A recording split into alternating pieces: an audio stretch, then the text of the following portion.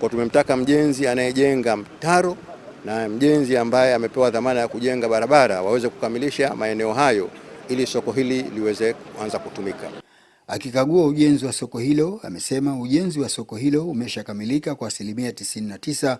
Hivyo amehimiza kuharakishwa ujenzi wa mtaro na barabara inayolizunguka soko hilo ili kuepusha athari zitokanazo na mvua zinazoendelea.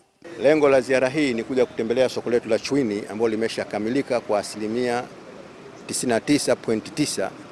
Tunachosubiria kwa sasa ni kuona kwa maana hatua ya ujenzi wa mtaro unakamilika pamoja na ujenzi wa barabara iliyokuwa nyuma ya soko, ikiwa hizi ni hatua za mwisho kuhakikisha soko hili linazinduliwa ama linafunguliwa na kuanza kufanya kazi. Lakini jambo jingine tumekuja kuangalia kwamba kama kuna athari yoyote ambayo imetokea katika kipindi hichi ambacho mvua za masika zinaendelea katika soko letu hili.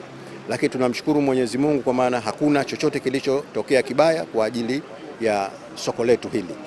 Amesema serikali inafanya jitihada ya kujenga masoko yenye kiwango cha ubora ili wafanyabiashara waweze kuuza bidhaa zao katika maeneo yaliyo salama na kuwaepushia madhara ya kukaa pembezoni mwa barabara. Nichukue nafasi hii kuwataka sasa wananchi wote ambao wanafanya biashara zao pembezoni mwa barabara, baada ya soko hili kukamilika, kuondoka katika maeneo hayo na kuingia ndani ya soko hili ili kuziacha barabara zetu zikiwa salama zaidi na kutumika kwa matumizi yaliyokusudiwa.